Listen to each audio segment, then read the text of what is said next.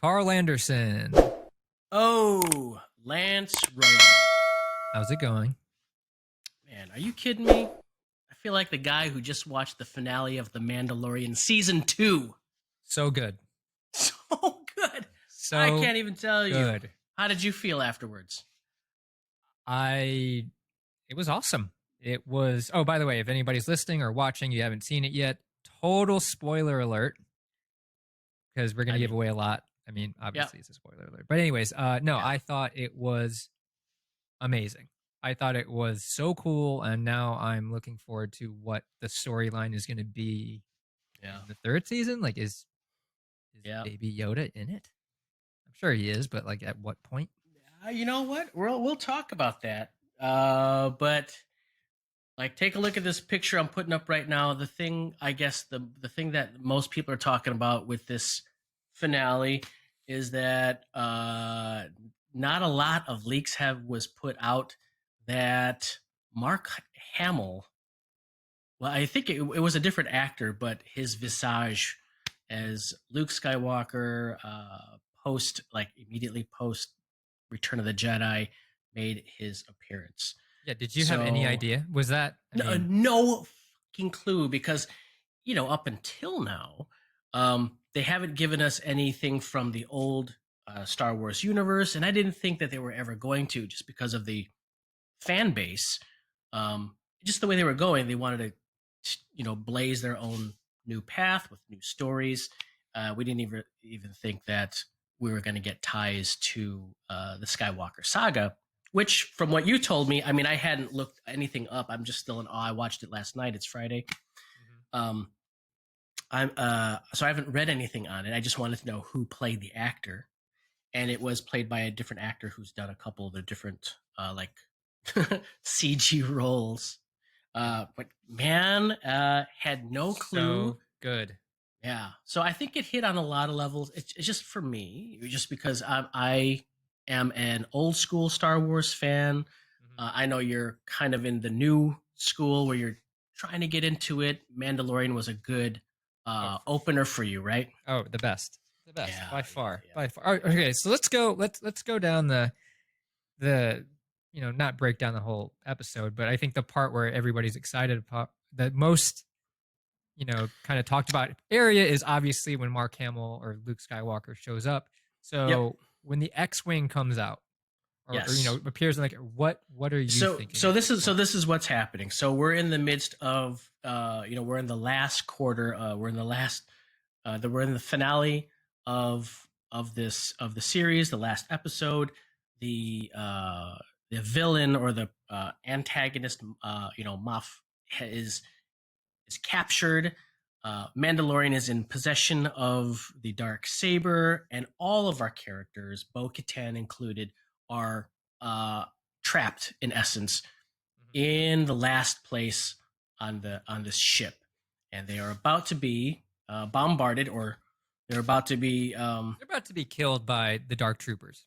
yeah, by Let's call dark it what it troopers, is. a whole platoon of them, Mhm. who you mentioned earlier, which I didn't utilize that, but you mentioned that we were able to see. They gave us a glimpse of how powerful one dark trooper is, Mhm. and now he was about to come up with against a whole platoon of them. Right? He made quick work, not quick work, but it was an arduous task to dispatch one of them. Right? Yeah, super tough.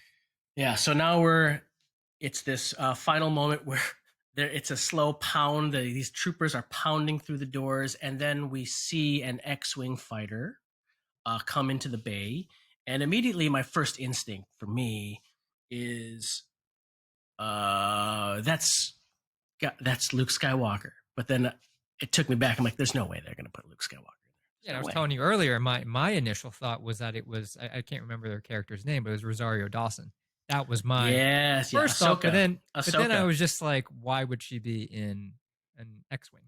You're right. So Well, she's been an X-wing. so And then was so then I was just like, okay, it must be some new character that they're introducing that is a Jedi. right, right, and that's what my wife thought, who was not following so much, but and then I see the green saber, or I see it's a male figure. We see this angle from the back. I'm like, oh my God, I think it's Luke. And I'm starting to get crazy. I'm starting to be like, oh no, there's no way.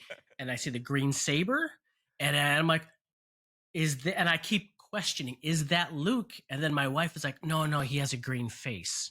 And I'm like, oh, sort of a little bit of relief, like, oh, it must be one of the Jedi, one of the alien Jedi. But then I see it, the gloved hand and the human hand, and that to me right there. And if you're a big Star Wars fan, you also notice the lightsaber, and you recognize the lightsaber right away. It's Luke's, and you get so excited because you still you can't. got teary eyed. I got teary eyed. I didn't want to admit that on camera, so thanks. You're welcome. Yeah, and my wife kept saying, she kept looking at the screen and looking back at me because she was in front of me. She's like, "Are you gonna cry?" And I'm like, "No, no, I'm not." Just I just wanted to enjoy the end. And then finally, the reveal. Jedi steps in. It is Luke Skywalker, and I lose it. I'm tearing at this point because it's a great ending, right? And there he is. There's the scene right there. Yeah, I remember when we spoke earlier today that this was the first time that I ever really felt like they really showcased how powerful a a Jedi is. And I think, like we were just discussing earlier too, is that in the beginning of the episode or middle of the episode, you have Mando fight one of the dark troopers, and he defeats him, but it's like, obviously, if you've seen the episode, he definitely struggles with trying to beat that one trooper. And then when you see Luke, I mean, he literally doesn't even break pace walking. He Like makes literally work. walks through. Yeah, I mean, he walks through them like as if it's nothing. And I remember like sitting up. I was laying down watching the episode. I sat up and I was like, oh, Yeah. like this, like they're on different levels. Like Yes. clearly different levels. Yes. It was great. It was awesome. There's a lot of fan work out there where if people have done their own rendition of, we've all fantasized about, if you had these powers, what are some of the cool things you do? So there's a lot of people out there who've made their own things of what Jedis have done. And in fact, one of my favorite things is a reimagining of the final lightsaber scene of Darth Vader and old Obi-Wan Kenobi from Episode 4. And I think that it has somewhere around like 4 million views. It's such a cool labor of love, whatever this person putting it together did. But yeah, you were able to see what you're just talking about is like Jedi in full power, kind of making quick work of droids in different ways, right? Oh, like super! The last one. I loved when he would just like move them with his hand, and they're just like there, and then he'll go back to them and then kill them or whatever it was. It was awesome. It was awesome. But I mean, so we discussed earlier too, as I've looked online, and some people are, I don't know how Harrison is thinking about this, but there are people that are happy that they brought him into this kind of storyline, and then there are a lot of people that are not exactly excited about having Luke Skywalker be a part of this. Okay, so I'm pretty sure Harrison is in the same boat, and if for those of you who don't know, Harrison was one of our earlier episodes where we can get really in depth into the lore and the why choices were made with the series, but and the stories themselves. But in this one, we both can agree that even though we do believe it was an element of fan service, so they did give it to us to give the fans a little bit of, oh man, some relief, but also like bringing back some nostalgia. It was just enough, and sort of redeemed some of the mistakes of the later movies, the J.J. Abrams movie, The Force Awakens in particular, which kind of set off a chain of events of shitty Star Wars movies. So, and then the line I'm speaking of is when Luke is, as we can see here, he decides that he is going to take the child, and he tells the Mandalorian, he tells Mando, it's like, I'll take the child and I'll train the child. And that is only with hesitation that Mandalorian wants to let him go. I mean, his response, Luke's response is, talent without training is nothing, right? Mm-hmm. And I think a lot of the fans will respond to that because, or have responded to that because in in the Force Awakens, the J.J. Abrams movie, the first one with Daisy Ridley, a lot of us were a little in dismay who were fans of the franchise, just because we all know that a part of the lore of Jedi is that there's a lot of training to be able to do some of the cool shit that you saw him do with the robots, right? Or with the droid, with those dark troopers. So in Force Awakens, it seems as though Daisy, or her character Rey, is able to wield the Force with no training at all, either by accident or we're not sure. She just is, and that was, and that you guys weren't upset happy. You guys weren't happy with that. It upset a lot of people. If you just got into the Star Wars universe, it allowed you to, go along the journey with her.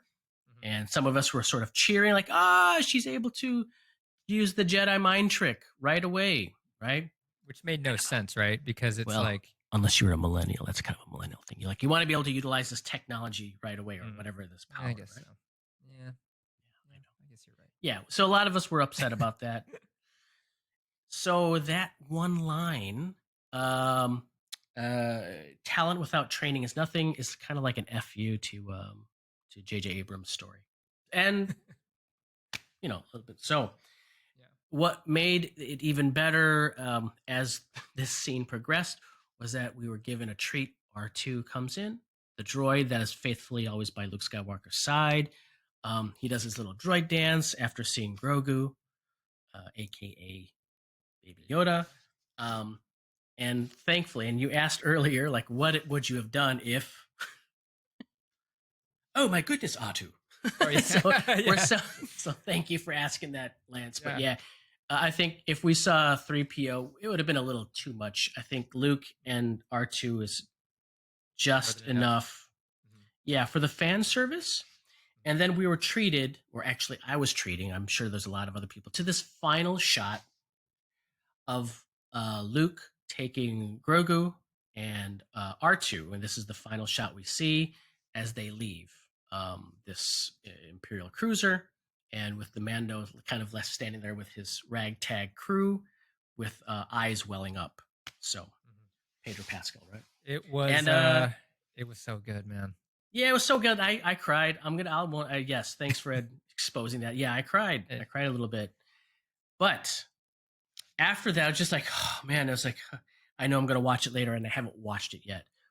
But you then hung around, right, for the end credits, and what did we see? I did Come not. on! Oh, I'm so glad we're talking about this now. I should have taken a screenshot of it. Okay. So we are treated, if you hung around for the end credits, we get a glimpse of Jabba the Hutt's lair. And mind you, this is still after Return of the Jedi, and obviously Jabba is dead, right? But we hear laser blasts, right? And it's Boba Fett comes down, right? And he basically kills this character, Bib Fortuna, who was Jabba the Hutt's main guy for a long time, obviously took over the throne. And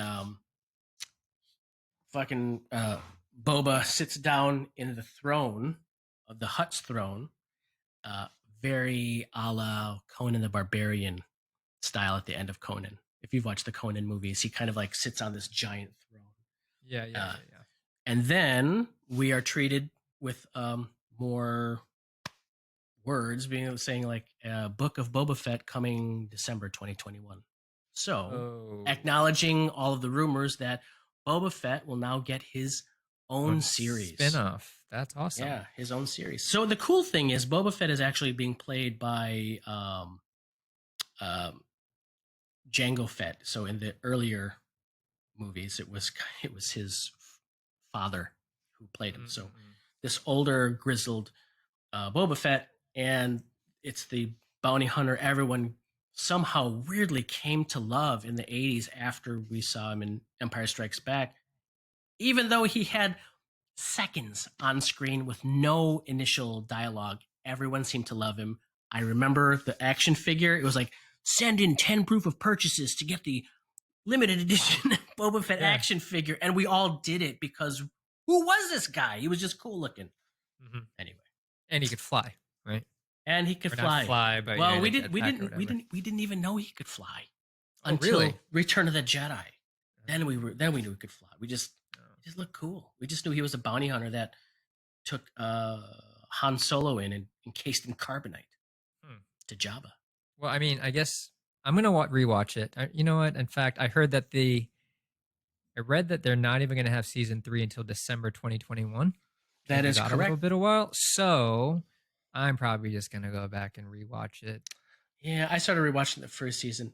So my guess is, and a lot of people's guess is, that they are going to introduce season 3 of The Mandalorian, which will in turn kind of pave more of the way for the book of Boba Fett, right?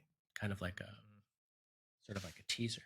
But Right, some right. of the questions that were like wondering what's going to happen in season 3 to,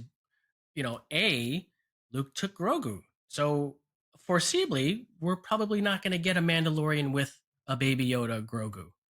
Or Probably. at least for right. Do you think the whole time, or do you think he'll like I think they one or need to two go. episodes he's in training, and then third episode, No, hey, Grogu's no. back. I personally, I mean, let's think about it. Yeah, I mean, it will maybe be a reveal later on, maybe season 4. Who knows? But the show is called The Mandalorian. It's not The Mandalorian and Grogu. So I think now is the time that our first 2 seasons was a great way to lay down the foundation of who this character is. He's not only just like a stone cold, amazing, gunslinger, killer, He can non force care, wielder. right? He can care for Yes, other people. yes. Well, he's actually changed now because we entered the whole series with him being one way, and the hero's journey, the arc is him um, breaking his own rules, like taking off his mask, like the Oh yeah, cardinal rule of the Mandalorian, just to right. help save this kid. So now he's Trusting droids, right? Trust. I yes, mean, that thank was a you. big one, right? Yeah, so he's different now, and now we can get along with a whole new Mandalorian, some seasons or some episodes with him and getting into new adventures. And my guess is, Grogu is so popular that he's gonna definitely come back. He'll come Obviously. back at some point. No, But but some of the yeah, questions that our people are wondering about is, take a look here. What about Bo Katan, right? Bo Katan from the animated series too. That's where she came from, played by Katie Sackhoff.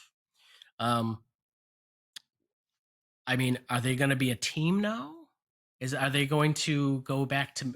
My guess is it's going to continue back on with the Mandalorian, where where he has they're the where Mando has the dark saber, right? So isn't he he? is now, yes, and I think that's where it's going to continue because he now has he lays he's the he He lays controls claim or Mandalorian. He whatever. lays Yeah. claim to as the leader of the Mandalorian, right? Right, Mandalorian. right. So, um, and then another question is, what about Sabine? Right?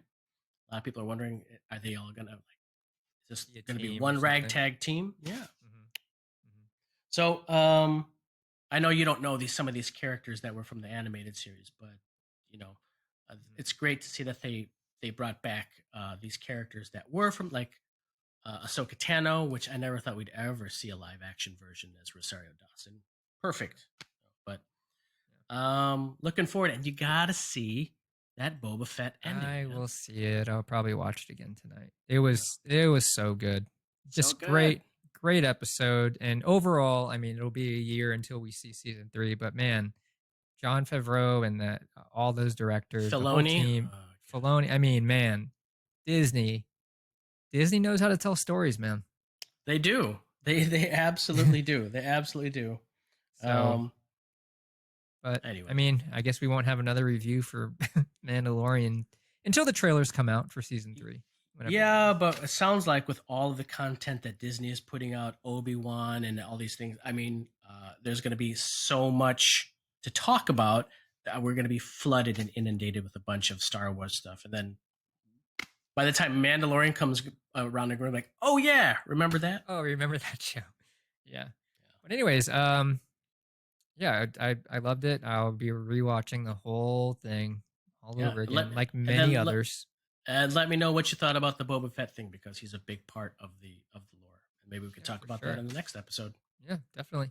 Well, guys, thank you for joining us, for watching on YouTube or listening wherever you listen to podcasts. This is Real Parallels with Lance, and And Carl. all right, see you guys next time All on right. Real Parallels.